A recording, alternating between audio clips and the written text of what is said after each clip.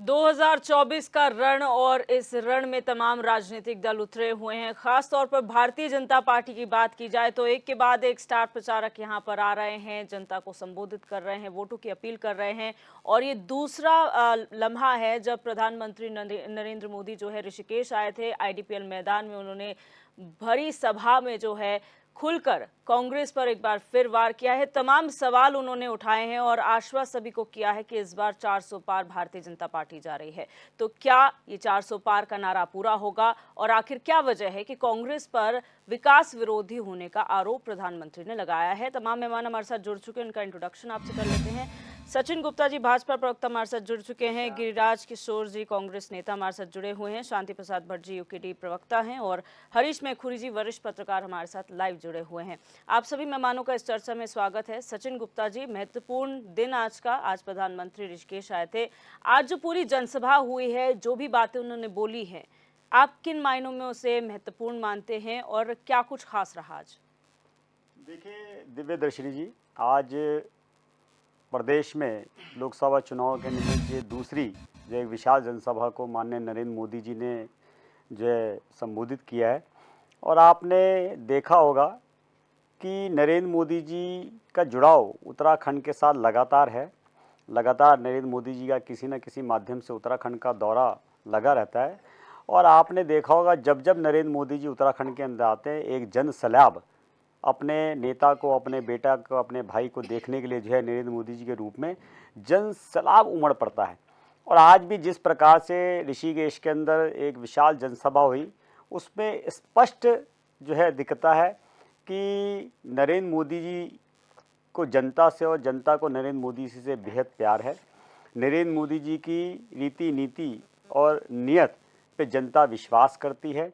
और जनता ने जिस प्रकार से आज वहाँ पर पहुंचकर अपना आशीर्वाद नरेंद्र मोदी जी को, भारतीय जनता पार्टी को दिया है, निश्चित रूप से जो है मैं पूर्ण विश्वास के साथ कह सकता हूँ कि आज के बाद ये चुनाव बिल्कुल एक तरफा हो गया है और भारतीय जनता पार्टी उत्तराखंड में 5 लोकसभा सीटें जीतने वाली है।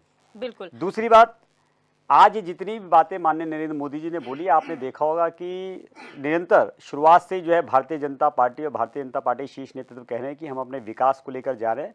और आज भी नरेंद्र मोदी जी ने अपने विकास के ही बल पे, अपने विकास के दम पे, अपने विकास की गारंटी के दम पर ही जो है जनता से अपील करी है कि आपने 5 कमल खिलाने हैं और आगे भी आने वाला समय भी जो है, आने वाला दशक भी जो है उत्तराखंड का होगा। आपने जैसे मेरे ऊपर पूर्व में विश्वास किया है, आगे भी अगर आप मुझ पर विश्वास जताएंगे, मुझे 5 कमल देते हैं, तो निश्चित रूप से जो है आपको जो है कभी निराशा नहीं मिलेगी। उत्तराखंड का विकास आगे की ओर गतिमान होगा। तो जो है निश्चित रूप से आज की जो जनसभा रही, आज का जो जनसैलाब रहा, तो मुझे कहीं भी कोई शक या संदेह नहीं है कि भारतीय जनता पार्टी 5 लोकसभा 5-5 लाख के अंतर से जो है विजयी होने वाली है। बिल्कुल। गिरिराज जी, आप लोग किस तरीके से देखते हैं, क्योंकि कांग्रेस पर खासतौर पर हमलावर प्रधानमंत्री हमेशा से नजर आए हैं और आज भी ऋषिकेश की धरती से वो कांग्रेस पर हमलावर हुए हैं, क्या कहेंगे? दिव्य दर्शनी जी, आज का जो प्रधानमंत्री जी का दौरा था, निश्चित रूप से आज मुझे कुछ अजीब सा ये लग रहा है कि प्रधानमंत्री जी जिस हिसाब से एक प्रधानमंत्री जी को एक उनकी जो स्पीच होनी चाहिए, जो भाषण होना चाहिए, विकास की अभी आपने बात रखी, मुझे तो एक भी बात लगभग उनकी स्पीच अभी जो दिखी मुझे, उस भाषण में कहीं विकास मुझे कहीं नजर नहीं आ रहा है। लेकिन कांग्रेस पार्टी को जो जो वो बात बोल के गए, उस पे मुझे स्वयं में कुछ बातें मुझे बहुत बुरी लगी हैं, तो निश्चित रूप से उसको मैं रखना चाहूंगा जी। एक उन्होंने कहा कि अयोध्या में जो है श्री राम के बारे में उन्होंने बात रखी, अयोध्या में जो मंदिर बना है, तो हम सब के एक एक कांग्रेस के कार्यकर्ता या एक एक जो इस पूरे राष्ट्र में जो वास कर रहा है, एक नागरिक, वो अपना ईष्ट प्रभु श्री राम को मानता है।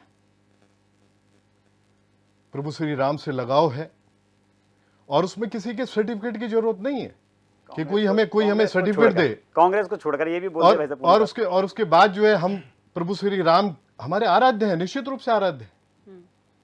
कण कण में वो समाये हुए।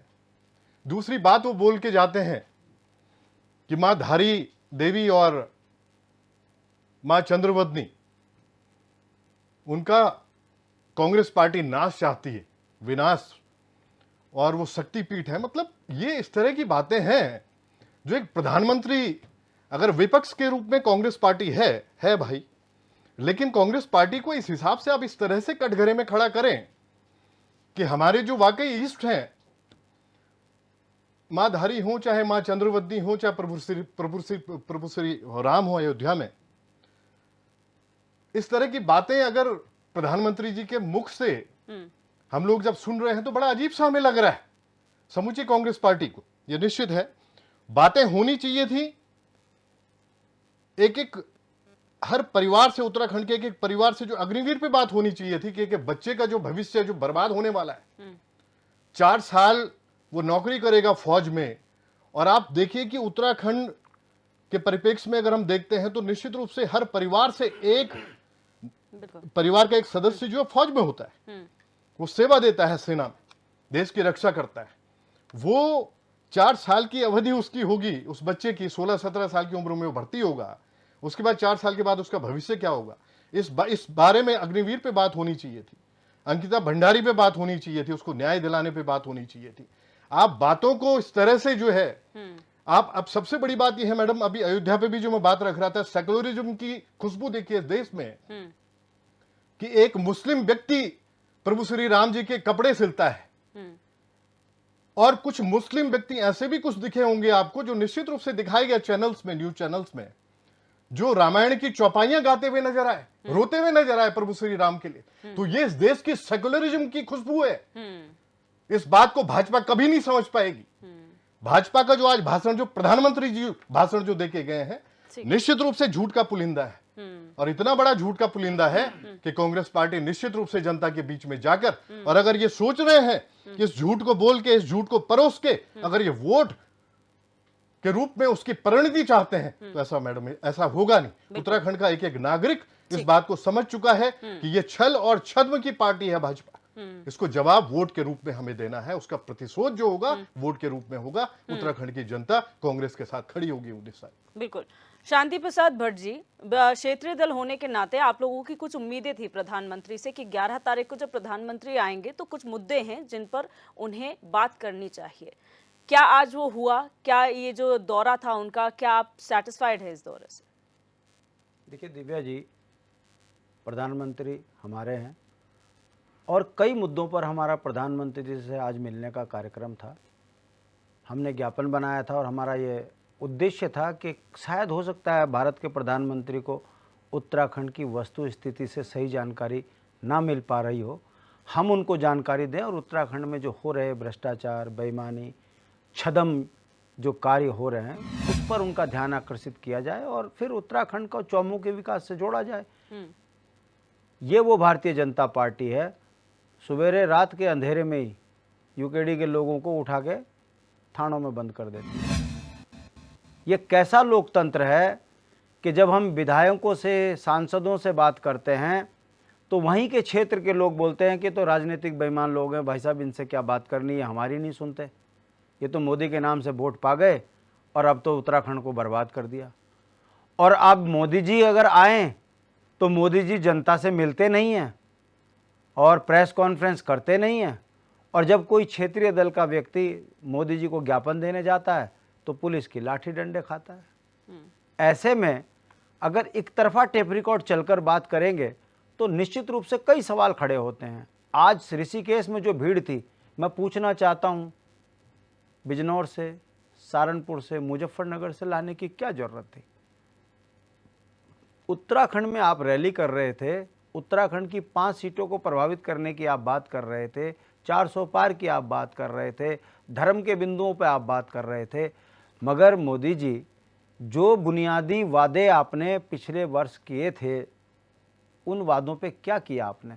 देखिए दिव्या, सवाल ये नहीं है कि हम विपक्ष के नेता होने के नाते हम विरोध कर रहे हैं, हम ये कह रहे हैं, आपने दीदी बुलियों, पहाड़ का पानी, पहाड़ की जवानी पर बात की थी। दिव्या, अगर पहाड़ की जवानी काम होती तो बॉबी पवार टिहरी से क्यों चुनाव लड़ रहा होता? इसका मतलब नौजवान परेशान है। आपने कहा था कि 50,000 प्रतिवर्ष रोजगार देंगे, ये मेरी मोदी की गारंटी है। ऋषि श्रीनगर में कहा था ना, जी। क्यों नहीं नौकरियां बच्चों को मिल रही है? हम पेंशन आधारित क्षेत्र के लोग हैं, हम नौकरी बेस्ड जीवन जीते हैं। हमारी आर्थिकी का सबसे बड़ा जो आधार है वो नौकरी है। आपने नौकरियां खत्म कर दी, पेंशन खत्म कर दी, अग्निवीर बनाकर हमारी सेना में उम्मीद खत्म कर दी। अब मोदी जी हमारी सुनेंगे नहीं। अगर अब ज्ञापन लेके जाएं तो मुकदमा जेल, और अगर इनके सांसदों से और मुख्यमंत्री से बात करो तो ये सुनते नहीं। जनता लाचार और हताश है। तो ऐसी स्थिति में हम बताइए लोकतंत्र में और क्या करें? अब आ जाइए, मोदी जी ने अपने भाषण में कहा हर जल नल हर जल घर जल नल हर घर जल।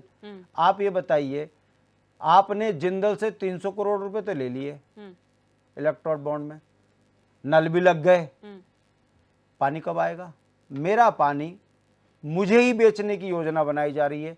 तो इसका मतलब गांव में जब कमाई नहीं है तो पानी का भी बिल हम देंगे। ये कैसा विकास हमारा हो रहा है? राजधानी का पता नहीं है, पलायन रुक नहीं रहा है, संसाधनों में बाहर के लोग बैठ गए। ऐसे में हम चाह रहे थे कि हम मोदी जी से सवाल करें, मोदी जी वो गुजरात मॉडल उत्तराखंड में भी ले आओ। 70% नौजवान बच्चों को रोजगार इंडस्ट्री में देने की बात करी थी, 7 आदमियों को नौकरी नहीं मिल रही पैकेजिंग के अलावा। और आपने अपने गुजरात के व्यापारियों को करोड़ों लाखों रुपए के लोन माफ कर दिए, उसे उन्हें समृद्ध कर दिया। बिल्कुल। हमको हमारी देशभक्ति की ये सजा क्यों दी जा रही है मोदी जी? और देखिए अब चुनाव आ गए, अब लोकसभा में इनके सांसद क्या कह रहे हैं? हमारी नालायकी के कारण मोदी को सजा मत देना, मोदी को वोट देना। अब आप बताओ दिव्या, सब तो ये मोदी जी के नाम से मांग रहे, मोदी जी जनता से मिल नहीं रहे, ज्ञापन देने जाओ तो पुलिस पकड़ के ले जाए। अब हमारे जो बुनियादी सवाल हैं वो हम, उत्तर प्रदेश ने हमारी परिसंपत्तियां नहीं छोड़ी, कौन करेगा? डबल इंजन की सरकार, बात खत्म कर रहा हूं, डबल इंजन की सरकार है, वो नहीं हो रहा। हमारे को उत्तराखंड में पलायन नहीं रुक पा रहा है, राजधानी का पता नहीं है, नौजवानों के रोजगार छिन गए, संसाधन में बाबा रामदेव से लेके बाहर के लोग बैठ गए, मूल निवास और भू कानून आपने खत्म कर दिया, उत्तराखंड में जनसंख्या विस्फोट कर दिया। अब आप ये बताइए, जब 64 लाख लोगों को आप रोजगार स्वरोजगार नहीं दे पा रहे हो, 1,35,00,000 हमारी छाती पे बैठा दिया, अब हम ना बोले? मुख्यमंत्री जी खनन माफिया भूमाफियाओं की श्रेणी में आगे, बात खत्म कर रहा हूं। ऐसे में हम अगर अपनी बात किसके आगे कहें? ना प्रधानमंत्री सुन रहे, ना मुख्यमंत्री सुन रहे। अगर हम बोलते हैं तो लाठी डंडे, और कोई ताकतवर है तो ईडी और बीडी। प्रधानमंत्री जी का सरेआम देवभूमि में आकर ये झूठ बोलना कि हम भ्रष्टाचार के खिलाफ लड़ रहे हैं, मैं पूछना चाहता हूं, ये तमाम भाजपा के, कांग्रेस के भ्रष्टाचारी भाजपा में चले गए, इस पर आप क्या करोगे? यमकेश्वर की विधायक के ऊपर जो है उनकी गवाही पर, डोजर वाले की गवाही पर स्पष्ट है कि हमको आदेश विधायक यमकेश्वर ने दिए। क्यों अभी तक वो भाजपा में बनी है? क्यों नहीं उस पर 120B का मुकदमा लगकर जेल डाल रहे?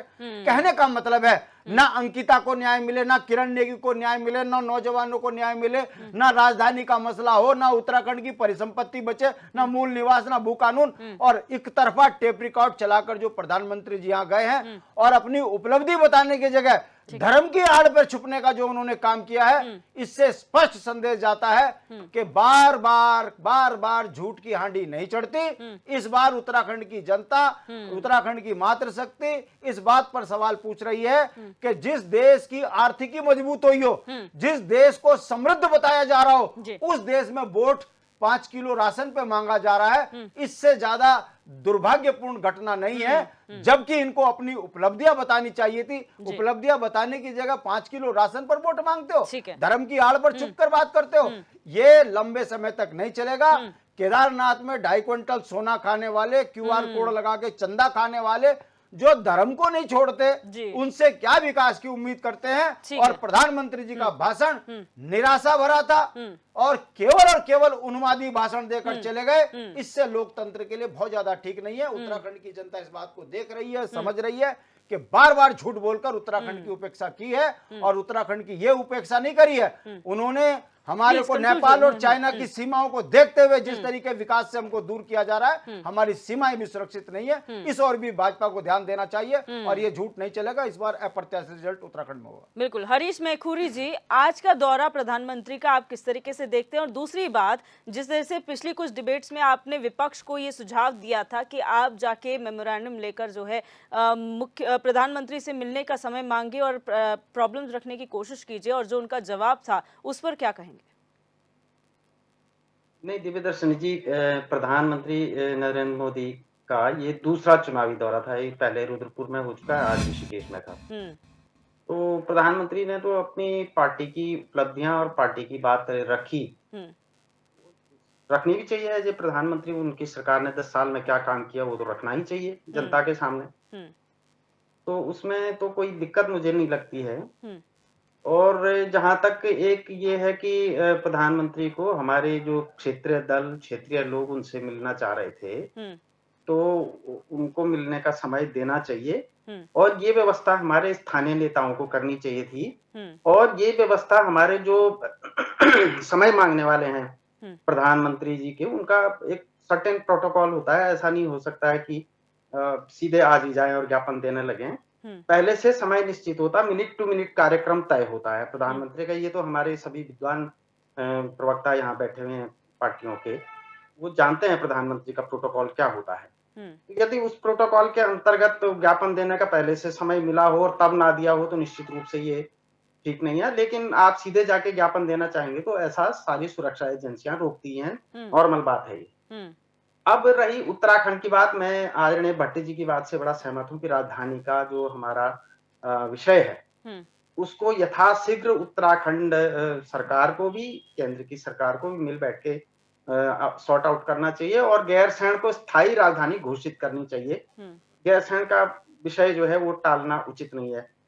हमारे भाजपा के मित्रों ने यदि ग्रीष्मकालीन राजधानी की घोषणा की है तो इन दिनों उनको देहरादून में बैठने का औचित्य नहीं है। गैरसैंण से ही सरकार चलनी चाहिए, ऐसा हम मानते हैं। चार धाम यात्रा की जहां तक बात है तो चार धाम यात्रा की सड़कें बड़ी अच्छी बन रही हैं, कुछ दिन में रेलवे लाइन भी बनेगी, लेकिन वहां पे चिकित्सालय अच्छे नहीं है। तो चिकित्सालय भी हो जाए तो, क्योंकि वो हाई एल्टीट्यूड पे है और कम से कम चारों धामों में ज्यादा नहीं तो एक एक कार्डियोलॉजिस्ट अवश्य बैठे हमारे, ताकि यात्रियों को सुविधा रहे। और जहां तक हमारी निश्चित रूप से अंकिता भंडारी के साथ पूरे उत्तराखंड की संवेदना है। अंकिता भंडारी के हत्यारों को सजा होनी चाहिए, जो बचे हुए हैं, जो छूटे हुए हैं, उनको भी जेल में होना चाहिए। वीआईपी कौन है इसका पता लगना चाहिए, इसको भी जेल जाना चाहिए। हम इसके साथ सहमत हैं। लेकिन उत्तराखंड में केवल अंकिता भंडारी अकेली महिला नहीं है, बल्कि 109 किसी ने आरटीआई में, शायद हेमंत गोनिया ने किसी ने आरटीआई में मांगी थी, 109 महिलाएं पिछले 2 साल में उत्तराखंड से गायब, 22 महिलाएं अकेली देहरादून से गायब हैं। एक महिला परसों ही जो है वो आसरोड़ी के पास जो है सूटकेस में पैक मिली है। लेकिन क्योंकि उनमें बहुत सारी लव जिहाद की शिकार भी हैं, इसलिए वो पॉलिटिकल पार्टियों के फ्रेम में बैठती नहीं है वो लड़कियां, इसलिए उन अभागी लड़कियों का तो कोई विषय ही नहीं उठा रहा है। एक व्यक्ति पॉलिटिकली फिट बैठती है, इसलिए शायद उसका विषय उठाया जा रहा है। उसका विषय उठना चाहिए, मुझे मतलब वो तो उठना ही चाहिए हर हाल में। लेकिन अन्य बच्चियों का भी, जो दुर्भाग्यशाली बच्चियां हमारी रही, जिनका कोई नाम लेने वाला भी नहीं है, उनकी सबकी एफआईआर दर्ज हो, उनकी खोजबीन हो, यदि वो जीवित हैं तो उनके परिजनों को उन्हें वापस देने की प्रक्रिया सुनिश्चित हो। बिल्कुल। यदि इतनी संख्या में बच्चियां गायब हुई हैं तो। दूसरा, उत्तराखंड में रोजगार की जहां तक बात है तो ये 2 लेवल पे हल होना चाहिए। एक तो उत्तराखंड में जो है, जो हमारे 8 पर्वतीय जिले हैं जिसके लिए उत्तराखंड राज्य की मांग उठी थी जी, वो उत्तराखंड राज्य बने हुए आज 23 साल हो गए हैं, 8 जिलों में एक उद्योग नहीं है।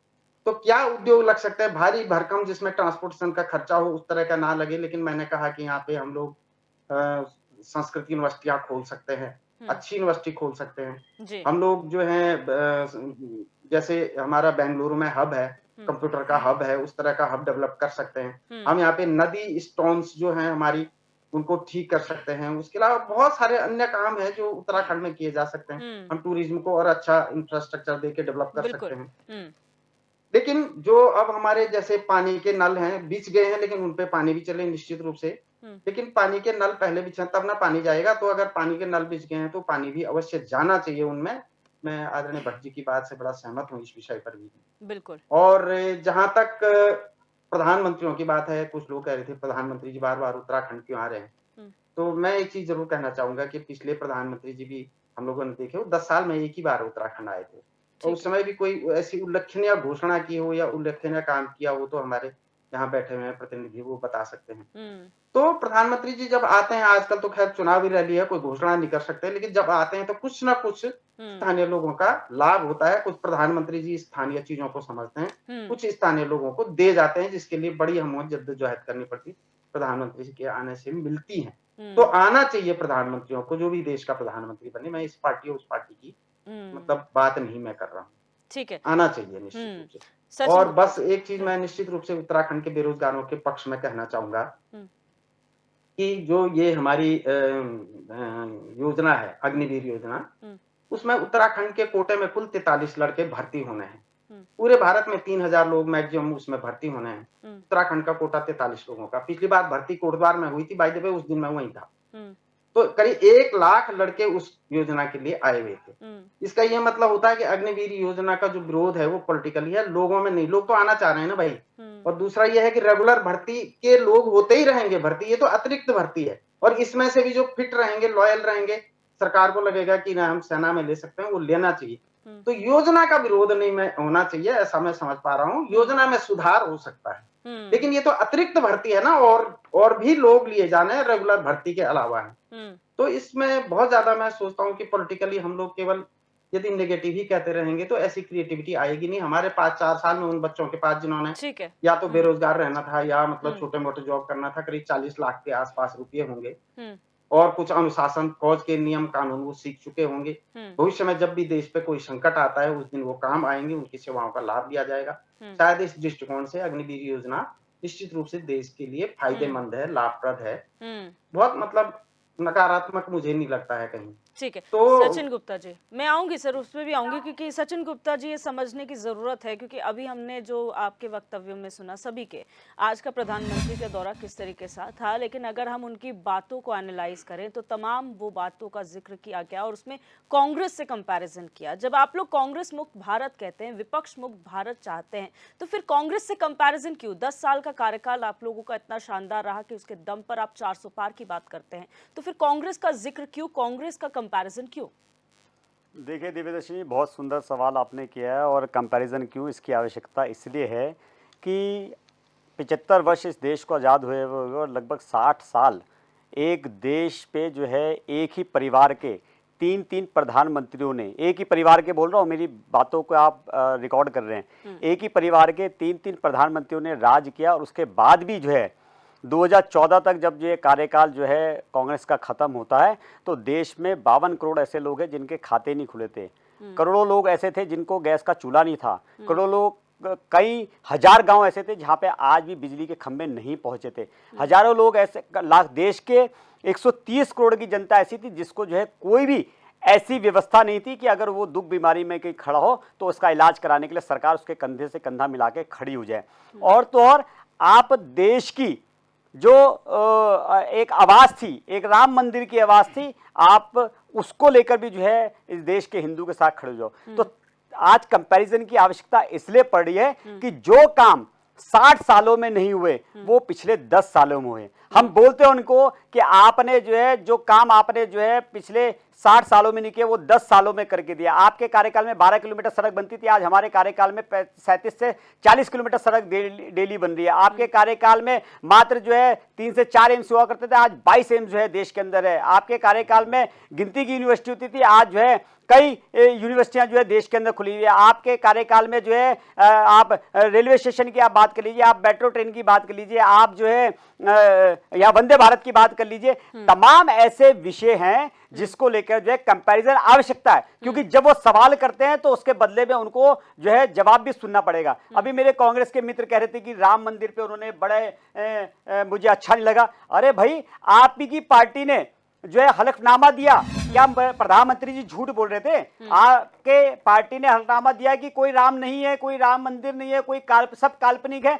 तो और फिर चलिए प्रधानमंत्री जी उसके बाद भी एक बात और आगे बढ़ाई कि जब बड़े विनम्रता के साथ आपको निमंत्रण दिएगा तो आपने उसका भी बहिष्कार किया, तो फिर ये क्या है भाई? फिर आपके इंडी के गठबंधन के लोग जो है, डी राजा जैसे लोग जो है वो बोलते हैं कि हिंदू सनातन धर्म जो है डेंगू मलेरिया जैसे जो है जीवाणु है इनको जो है खत्म कर देने चाहिए, और आपके राष्ट्रीय नेता राहुल गांधी सोनिया गांधी मुंह पे चुप्पी बांध के बैठे रहते हैं। ये क्या मतलब है? तो आप जो है आप सीधे सीधे जो है सनातनियों का, हिंदुओं का अपमान करते रहेंगे और फिर देश के जनता के बीच में जाके जनेऊ धारण करके बोल देंगे नहीं हमारे तो राम आराध्य है, तो देश की जनता देखती है। और इसलिए निश्चित रूप से जो है जब देश की जनता देखती है तो महसूस भी करती है। देश की जनता को पता है कि आज जो है राम मंदिर बना है तो किसके कार्यकाल में बना है, लेकिन 370 हटी है तो किसके कार्यकाल में हटी है। सचिन जी, आज लेकिन अगर जो है एक आज चीज अगर समझने जो वाली है बात है। अभी एक बात का मैं एक बात और जवाब देता हूं। अभी हरीश मैखुर जी ने बहुत सुंदर बात की। एक व्यक्ति ने आरटीआई में निकाला कि 120 लड़कियां जो है यहाँ से गायब है, उसमें से अधिकतम लड़कियां जो है उसकी लव जिहाद की जो है शिकार हुई है।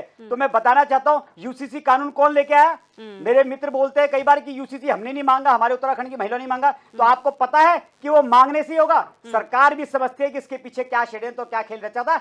आज जो यूसीसी कानून लागू हुआ, आज उसके बाद मुझे नहीं लगता है कि आने वाले समय में कोई भी व्यक्ति हमारी महिलाओं को, लड़कियों को, उत्तराखंड की लड़कियों को जो है बहलाने के फुसला के जो है लिव इन में या किसी और रिलेशन में बांधने का प्रयास करेगा।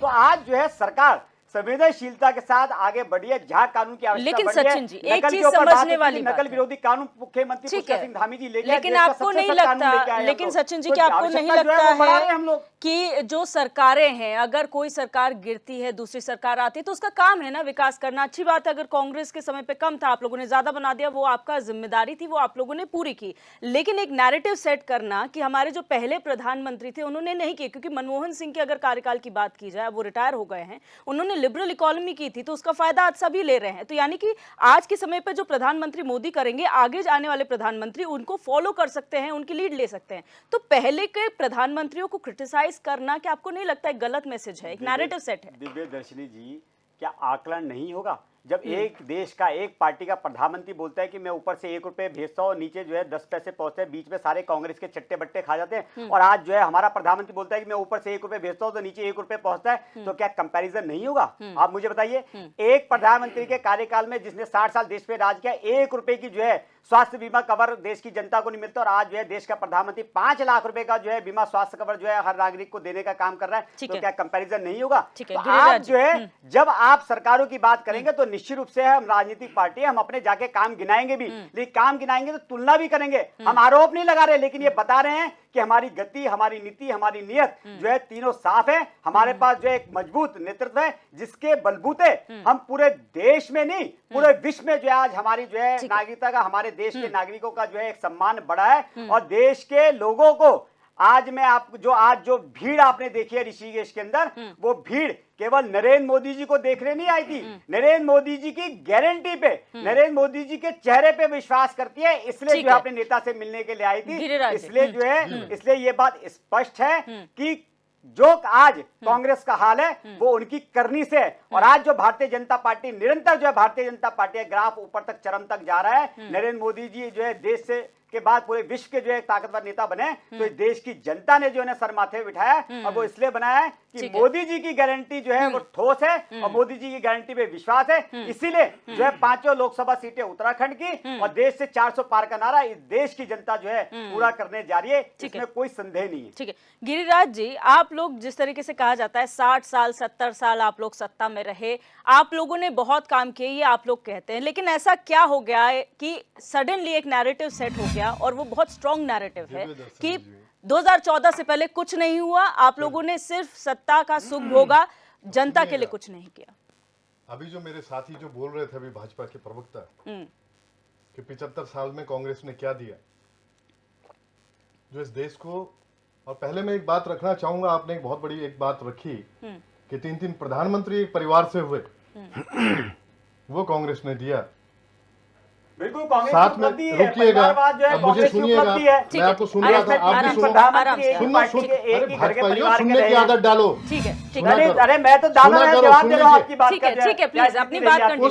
उस परिवार में 2 प्रधानमंत्री ऐसे हुए जिन्होंने इस देश के लिए शहादत दी है। दिव्य दर्शनी जी, अगर ये इस बात को भली बात समझते तो इस बात को कभी ना बोलते, जो परिवार में 3 प्रधानमंत्रियों की बात आप रखी। उसमें शहादत हुई है 2-2 प्रधानमंत्रियों की इस देश के लिए, शहीदी का दर्जा उनको मिलता है निश्चित रूप से। एक एक व्यक्ति इस बात को, एक एक नागरिक हिंदुस्तान का इस बात को जानता है। उसके बाद जो इंफ्रास्ट्रक्चर जो तैयार किया गया निश्चित रूप से। और मैडम एक चीज और मैं आपके सामने रखना चाहूंगा, आज ये सरकार मोदी जी की 10 साल से जो ये 80,000 लोगों को एक राशन देने की बात करते हैं, सड़ा हुआ राशन पहुंच रहा है मैडम घरों में। मैं तो प्रैक्टिकली एक कोटद्वार में परिवार है थपलियाल लोगों का, मैं वहां होके आया तो सड़े हुए, उन्होंने जब मुझे घर पे बुलाया और चावल दिखाया, उन्होंने फफूंद लगे हुए चावल मिले उनको। हम लोगों के काल में कांग्रेस का जो पीरियड होता था उस समय चीनी और तेल भी, उस समय मिट्टी का तेल भी दिया जाता था एक एक परिवार को, गरीबी रेखा से नीचे वाले लोगों को, और गरीब जो लोग होते थे, जो तबका होता था गरीब तबका। और ये अपनी बात करने में जो है लगातार ये अपनी बात, अपनी पार्टी की बातें जो है, हमारा इंफ्रास्ट्रक्चर दिया, जो आपको कंप्यूटर लाने का जो कार्य किया हमारे प्रधानमंत्री श्री राजीव गांधी जी ने किया, इस बात को भूल गए आप। लेकिन भाजपा भूलने में माहिर है, ये भूलती है।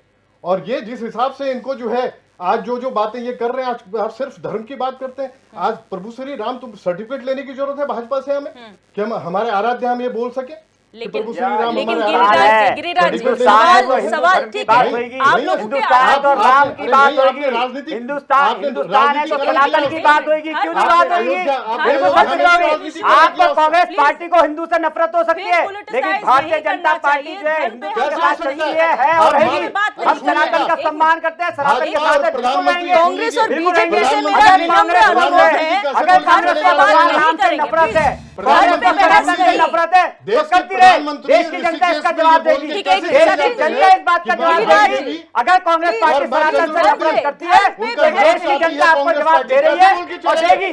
आप 400 से 40 पे आए, 2024 में कांग्रेस का पता निश्चित होगा और इस कांग्रेस पार्टी को भारत मुक्त करने का नारा ये देश की जनता को दे। अगर आप देश के सनातन को बताएंगे, देश के हिंदू का सम्मान नहीं करेंगे, हमारे आराध्य भगवान श्री राम का सम्मान नहीं करेंगे, 19 अप्रैल आपका सम्मान करने वाली आपको याद रखना चाहिए। आप लोगों की यही कांग्रेस और बीजेपी और कांग्रेस की आदत है। आप लोगों से विकास की बात की जाए, आप लोग बहस करने लगते हैं। एक मिनट, हमने देश की सुरक्षा का भी काम किया, हमने देश के सनातन का भी काम किया, हमने देश मौका के मिला। विकास का भी काम किया। एक मिनट रुक जाइए। मैं आपसे फिर विनम्र अनुरोध कर रही हूँ, धर्म एक बहुत सेंसिटिव इशू है, अभी हम विकास पे बात कर रहे हैं, धर्म पे बहस नहीं करते हैं, ठीक है। लेकिन गिरिराज जी, मेरा काउंटर क्वेश्चन आपसे है कि जो आज सवाल कांग्रेस पर उठ रहा है कि आप श्री राम के प्रति जो भी भाव रखते हैं या जो प्रकट किए गए, वो आप लोगों की पार्टी के नेताओं की गलती है कि आप लोग मौके ही क्यों देते हैं, ऐसे कि बयानबाजी ही क्यों करते हैं कि आप लोग फंसे? मैडम, जब किसी इस तरह का जो आयोजन होता है, निश्चित रूप से अयोध्या में जो मंदिर बना है वो एक ऐतिहासिक विषय है। सुप्रीम कोर्ट का जो आदेश था उसके बाद जो मंदिर का बनना हुआ है, निश्चित रूप से अप्रिशिएट किया जाना चाहिए। लेकिन उसका राजनीतिकरण, मैं आपको एक चीज बताऊं, ये सबसे बड़ा, ये बहुत बड़ा एक, हाँ, इससे आप ये मान के चलिए कि दूरदर्शिता अगर आप रखते हैं तो निश्चित रूप से ये देश के लिए बहुत अच्छी बात नहीं है। अगर इस तरह की बातें रख के और जनता के बीच में जाके अगर आप वोट पा लेते हैं तो निश्चित रूप से, और मैंने बताया कि आराध्य हैं, हमें किसी के सर्टिफिकेट की जरूरत नहीं है। लेकिन अगर उत्तराखंड में अगर बात करनी है, निश्चित रूप से मैखुरी जी भी अभी जुड़े हुए थे। अरे भाई, अगर बात करनी है आपको 23 साल की अगर आप बात कर रहे हैं, निश्चित रूप से तो आप विलेज टूरिज्म की बात करें ना इस स्टेट में, आप हॉर्टिकल्चर की बात करें, आप फ्लोरिकल्चर की बात करें, फिशरी की बात करें, और उद्योग की जो बात कर रहे थे मैखुरी जी, निश्चित रूप से मैं सहमत हूं उनसे कि आप स्मॉल जो माइक्रो इंडस्ट्रीज हो सकती है, जो हर्ब से रिलेटेड हो सकती है, जो छोटे छोटे हो सकते हैं, उसके लिए नीति बनाए। आप यहाँ आके धारीमा और चंद्रपत्नी, उनका नाश चाहती है कांग्रेस पार्टी, ये बोल के जा रहे हैं प्रधानमंत्री है देश के, आप इस तरह की बात करके जो है मिसगाइड आप लोगों को कर रहे हैं, उत्तराखंड की जनता को। ये दुर्भाग्य है, ये निश्चित रूप से दुर्भाग्यपूर्ण ये सारी बातें हो रही हैं। और मैं कहीं अपेक्षा नहीं रखता कि देश के प्रधानमंत्री, मैं भी उनकी बड़ी रिस्पेक्ट करता हूं, निश्चित रूप से मैं बोलना चाहूंगा, लेकिन इस तरह का वक्तव्य, इस तरह का स्टेटमेंट आप चुनावी काल में अगर बोल के जा रहे हैं और ये सोच के जा रहे हैं कि उत्तराखंड की जनता हमें वोट करेगी इस बात को लेके और वो निश्चित रूप से मिसगाइड होगी, तो नहीं, ऐसा नहीं होगा। निश्चित रूप से इसकी जो परिणति होगी लोग समझ रहे हैं, वो आने वाले समय में आपको दिखेगा। शांति प्रसाद भट्ट जी, यहाँ पर जब भी हम बात करते हैं, क्योंकि एक धर्म ऐसा विषय है, अगर जरा सा भी छेड़ा जाए तो फिर बहस होनी निश्चित होती है, फिर सारे मुद्दे जो है कहीं दब से जाते हैं। आपको कांग्रेस के कार्यकाल में जो आरोप लगाए जा रहे हैं कि कांग्रेस के काल में कोई विकास नहीं हुआ क्षेत्रीय दल से हटके, आपका एनालिसिस क्या कहता है क्षेत्रीय दल के नाते कि क्या 2014 से पहले कुछ हुआ था या नहीं हुआ था, 2014 के बाद क्या हुआ? बहुत सही सवाल किया आपने दिव्या। देखिए, धर्म व्यक्तिगत मामला है। भारत में विभिन्न जाति धर्म के लोग रहते हैं। यदि कोई एक धर्म का व्यक्ति किसी दूसरे धर्म को टारगेट करेगा तो ये देश के लिए ठीक नहीं है। संविधान में ऐसे व्यक्तियों के लिए कोई स्थान नहीं है। दूसरी आपने बात कही है कि कांग्रेस के कार्यकाल को अगर तुलनात्मक बात करें दिव्या, जहाँ से हम शुरू हुए थे 1947 से लेकर, देखिए मैं दोनों राष्ट्रीय पार्टी की कार्यप्रणाली का धुर विरोधी रहा हूँ, क्योंकि विकास के नाम पर इन्होंने सेंटर इनका फोकस रहा है शहर और शहर के इर्द गिर्द। यही कारण है कि गांव खाली हो गए। देश के अंदर ग्रामीणों की जो उपेक्षा हुई है उसी कारण आज ग्रामीण क्षेत्रों से जो पलायन हो रहा है और किसान परेशान है। ये दोनों इसके दोषी हैं, इसमें कहीं कोई दो राय नहीं है। पर 60-70 साल में कांग्रेस ने केवल 65 लाख करोड़ का कर्जा इस देश में लिया वर्ल्ड बैंक से, और विकास के नाम पर जब देश संकट में था तो पेंशन भी थी, नौकरियां भी थी, IIM भी बने, हॉस्पिटल भी बने, बड़े बड़े विकास के कॉरपोरेट घरानों को यहाँ पर स्थापित भी किया गया, और भारत ने BHL से लेकर ONGC तक यहाँ पर बनाए।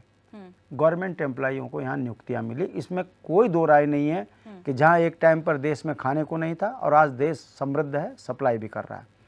ये तो कांग्रेस का कार्यकाल है। अब आ जाइए भारतीय जनता पार्टी। मैं ये कह रहा हूँ कि देखिए, भारतीय जनता पार्टी से बहुत उम्मीदें हैं। 2014 में जब प्रधानमंत्री जी आए थे तो ये लगा कि इस देश के अंदर बहुत बड़ी क्रांति आएगी, मगर इन 10 वर्षों में मैं अगर उत्तराखंड के दृष्टिकोण से बताता हूँ दिव्या, वन अधिनियम 1980-81 हमारे लिए कलंक बना हुआ है। जंगली जानवर रोज हमारे बच्चों को मार रहे हैं, खेती सुअर खराब कर देते हैं, जंगली जानवर खोद देते हैं, हमारा बीज खराब कर देते हैं, खेती हो नहीं रही है। आप ये बताइए इन 10 सालों में भारतीय जनता पार्टी ने उसका कोई समाधान नहीं किया। कारण गांव खाली हो गए, किसान खेत से दूर हो गए, जिस कारण वहां आर्थिक संकट पैदा हो गया। अग्निवीर या नौकरियां ना लगना, जिस कारण नौजवान बच्चों की शादियां रुक गई, विकास खत्म हो गया। अब आ जाइए, भारतीय जनता पार्टी केंद्र की जितनी योजनाएं यहां लगी हैं, अगर उद्यान विभाग में झांको तो गणेश जोशी, बबेजा, कोऑपरेटिव में जाओ तो कोऑपरेटिव का मंत्री, उसके रिश्तेदार भर्ती, विधानसभा में जाओ तो विधानसभा अध्यक्ष कांग्रेस का हो या भाजपा का, भर्ती में घोटालों में सीधा नाम।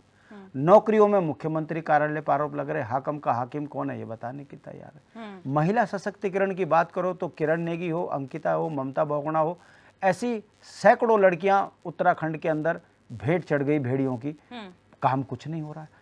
कहने का मतलब, गैस का सिलेंडर 450 से 1100 का हो गया, सब्सिडी 250 देने की बात आई थी, आज 15 रुपए सब्सिडी मिल रही है। बिल्कुल। ऐसे में दिव्या, हम क्षेत्रीय दल के लोग हैं, क्या हम सवाल ना खड़े करें? हमारा ये कहना कि केंद्र की जितनी योजनाएं लग रही, ऑल वेदर रोड, ऑल एक वेदर नहीं झेल पा रही। जरा सी बारिश होती है 2-2 किलोमीटर सड़क गायब। तो भाई घोटाला हुआ होगा तभी तो। ठीक है, सिलक्यारा, मेरी बात खत्म होने दीजिए। देखिए, सवाल ये नहीं है दिव्या के आरोप लगा रहे, सवाल ये है कि लोकसभा का चुनाव है, भारतीय जनता पार्टी को जवाब देना पड़ेगा। सिलक्यारा में माननीय मुख्यमंत्री जी ने रेस्क्यू किया, बहुत अच्छी बात है, 17 जान बचाई, मगर एक प्राइवेट कंपनी के मालिक पे मुकदमा लगना चाहिए था। उत्तराखंड का पैसा लगाकर आपने वहां मजदूर तो बचा दिए, मगर उससे रेस्क्यू का पैसा रिकवर करना चाहिए था, FIR दर्ज करनी चाहिए थी, आपने चंदा खा लिया उससे। ये जो चंदा चोरी की आड़ में चंदा लो धंधा दो वाली जो नीति चल रही है, इसमें क्या हमें प्रधानमंत्री जी से सवाल नहीं करने चाहिए? प्रधानमंत्री जी को इसका जवाब नहीं देना चाहिए कि आखिर जनता के पैसों से उद्योगपति को लाभ देना और उससे चंदा लेना, ये क्या रिश्वतखोरी की श्रेणी में नहीं आता? मेरा कहने का मतलब है, हमने इन 10 सालों में देश में 2 लाख करोड़ से ज्यादा का कर्जा हो गया, देश विश्व की महाशक्ति बनने की ओर अग्रसर है ना, मगर यहां नौकरियां खत्म हो गई। भाई जब आप आर्थिक रूप से भी बहुत मजबूत हो रहे तो 84 करोड़ लोगों को 5 किलो राशन का झुंझुना देकर आप अपनी गरीबी का प्रदर्शन क्यों कर रहे? क्या ये सवाल हम ना करें? मेरा कहने का मतलब है आपने जीएसटी लगाकर कफन पे टैक्स, शिक्षा पे टैक्स, आटे पे टैक्स, मरने पे टैक्स और शराब पे और उस पे, समझती हो ना कि जहां सीधा किसी बनिया को लाभ हो रहा है, बनिया माने धंधा वाला, उसके लिए मोदी जी ने सारी छूट, और हमारे यहाँ का किसान अगर 20,000 रुपए का कर्जा ले रहा तो उसकी तहसील में जो है आरसी काट के जो है उसका जुलूस निकाल रहे हो। ये जो है इससे लगता है कि इस समय पर देश ऐसे जुमलेबाजों के हाथ में आ गया है जो दिखाते कुछ और हैं, करते कुछ और हैं, बताते गरीब के हैं, होते अमीरों के हैं, और शहर के इर्द गिर्द जिस तरीके से उत्तराखंड के संसाधनों में बाहर को बैठाया जा रहा है, सीमांत क्षेत्र है, कहीं अराजकता ना हो जाए। इसलिए हम प्रधानमंत्री जी से मिलने जा रहे थे कि प्रधानमंत्री जी हमारे को कुछ तो बता दो, इस देश का होगा क्या? मगर प्रधानमंत्री जी तो हमें पुलिस से पिटवा रहे। एक तरफा टेप रिकॉर्ड चलाकर उत्तराखंडियत को खत्म करने में भारतीय जनता पार्टी कांग्रेस के बराबर दोषी है, और ज्यादा दोषी इस बात पे है कि संसाधनों में बाहर वाले बैठा दिया, राज्य को कर्ज में डुबा दिया, नौकरियां खत्म कर दी, अग्निवीर करके हमारी आर्थिक स्थिति पे चोट मार दी, हमारे वंश रुक गए। और ऐसे में यदि प्रधानमंत्री जी अपना विकास और उत्तराखंडियत पर बात ना करें, चंदा चोरों को बचाने का प्रयास करें और बाहर धर्म की आड़ पे वोट मांगने की बात करेंगे तो हम सवाल खड़े करेंगे। सवाल इस बात का नहीं है कि कौन जीतेगा कौन हारेगा, हम धरती पुत्र हैं, डोर थाकरी वाले हैं, हम उत्तराखंडियत की बात को खत्म होने नहीं देंगे। और एक दिन जिस दिन जनता हमारी जागेगी तो ये जो सवाल तैर रहे हैं ना कि अभी तक इसमें न्याय नहीं मिला, जिस तरीके से चलाकर इन्होंने लूटा है, हम भी इनको इसी तरीके से बर्बाद ना कर दे जिन्होंने उत्तराखंड को लूट लिया है, छोड़ेंगे नहीं। वो तो तय जनता ने करना है कि कब जनता इसमें हमारे को ताकत देगी अपने वोट से। और देख लीजिए गुरुकुल नारसन से लेकर बद्रीनाथ तक की संपत्ति को लूटने वालों को नहीं बख्शेंगे, और ये यूकेडी का वादा है, और यूकेडी छोड़ती नहीं है। आंदोलनों से और सादत से निकली हुई पार्टी है। हम अगर घबराते होते तो हम आज चुनाव में ना खड़े होते।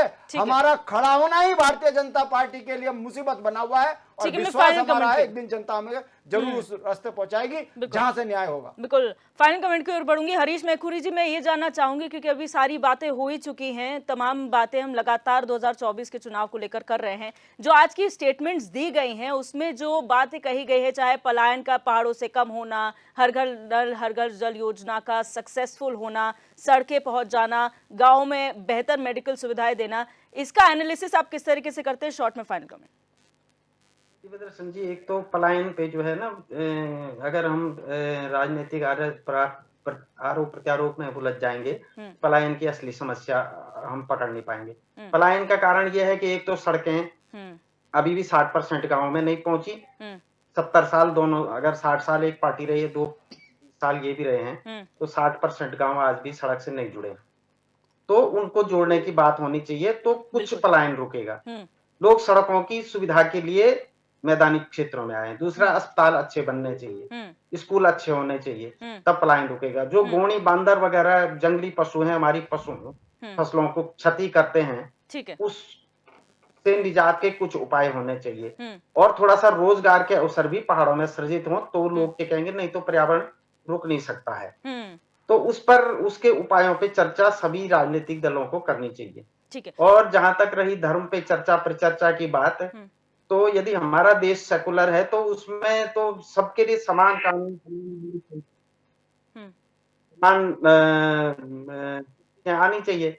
आप यदि अल्पसंख्यकों के नाम पे यूनिवर्सिटी, अल्पसंख्यकों के नाम पे वजीफा, अल्पसंख्यकों के नाम पे देंगे, बहुसंख्यक शब्द हटाने की बात करेंगे, तो ये भी मतलब उसी तरह का बात है जो धर्म के आधार पर ही है। तो धर्म के आधार पे तो तब होगा कि जब हम सबके लिए समान नागरिक संहिता की बात करेंगे, तब जाके हम लोग सेकुलर देश कहलाएंगे, समान विधान कहा जाएगा।